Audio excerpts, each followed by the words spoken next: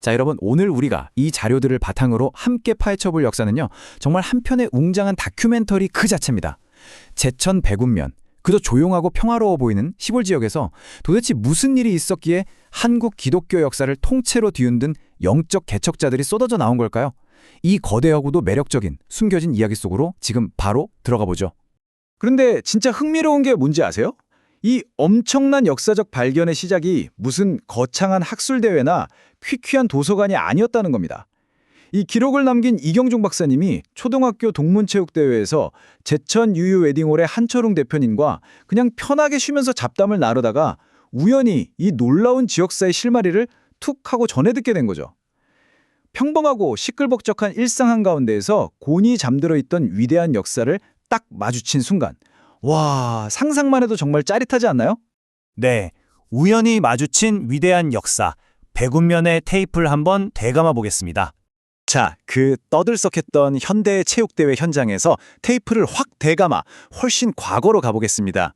한 대표님이 그토록 자랑스럽게 나누었던 그 역사가 정확히 무엇이었는지 따라가 보는 거죠. 1850년대부터 1900년대 초반까지 아무 일도 없을 것 같던 조용한 시골 마을에 그야말로 역사의 폭풍우가 몰아칩니다.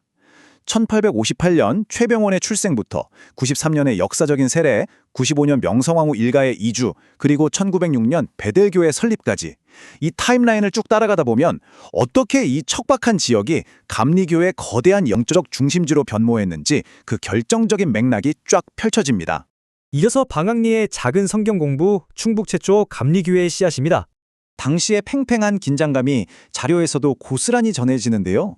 1895년에 을미사변이라는 엄청난 정치적 격변이 터지면서 명성황후 일가가 백운면 우견리로 피난을 오게 됩니다. 그런데 여기서 진짜 놀라운 포인트는요, 바로 그 큰 들판 하나 건너편에 있는 방학리라서는 초기 감리교인들이 조용히 하지만 단단하게 모여서 성경 공부를 하고 예배를 드리고 있었다는 거예요. 국가의 거대한 소용돌이 바로 옆에서 아주 깊은 영적인 씨앗이 움트고 있었던 거죠. 이 작은 모임이 쑥쑥 자라서 1906년 충북지역 최초의 감리교회인 베델교회로 엄청난 결실을 맺게 됩니다. 다음으로 굶주림에서 태어난 위대한 발걸음, 최병헌의 놀라운 여정입니다. 방금 말씀드린 그 소박한 시골 모임 주변에서 드디어 국가 전체를 뒤흔들 거물이 탄생합니다.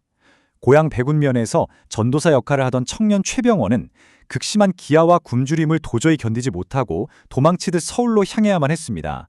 말 그대로 밥을 먹고 살기 위한 처절하고 슬픈 도피였죠.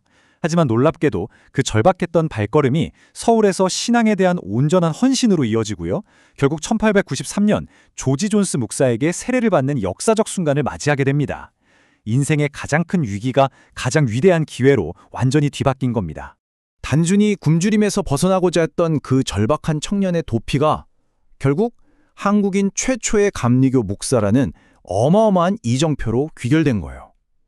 한 개인의 그 뼈저린 생존기가 한국 감리교라는 거대한 종교의 뼈대를 튼튼하게 세우는 영적 지도자의 길로 180도 달라진 겁니다. 정말 믿기지 않는 반전 아닙니까? 정동제일교회와 독립협회, 국가의 틀을 형성한 유산입니다. 그런데요, 최병헌 목사님의 이 종교적 성취는 그분이 한국 사회에 미친 거대한 영향력의 예고편에 불과했습니다. 남기신 발자취들을 한번 쭉 보세요. 정동제일교회의 제2대 반임 목사로서 보여준 굳건한 리더십은 기본이고요. 성서 번역 작업 참여회 독립협회 간부로서의 애국 활동, 거기에 제국신문과 황성신문의 주필로서 언론을 통해 국민들을 깨우친 계몽운동까지 그야말로 한국과의 근대화를 온몸으로 이끌어간 그 압도적인 스케일에 입이 떡 벌어집니다.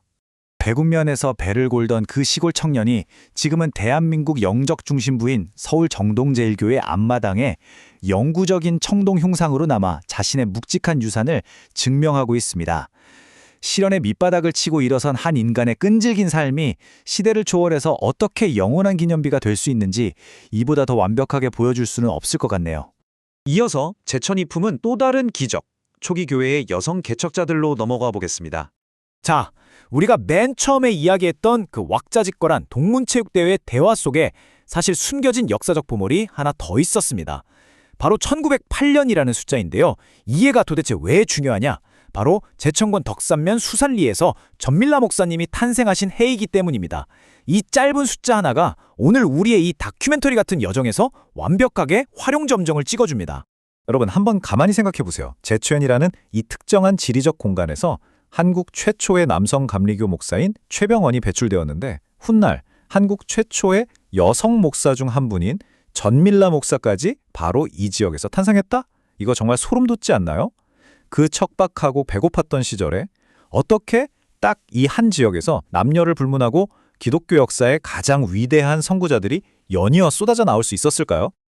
그래서 저는 오늘 자료가 던지는 이 심오하고도 여운이 깊게 남는 질문을 여러분께 그대로 넘겨드리면서 이번 해설을 마무리할까 합니다. 제천의 이 단단한 토양에서 피어난 거대한 영적 유산들, 과연 우리는 이걸 단순한 우연의 일치라고 가볍게 퉁치고 넘어갈 수 있을까요?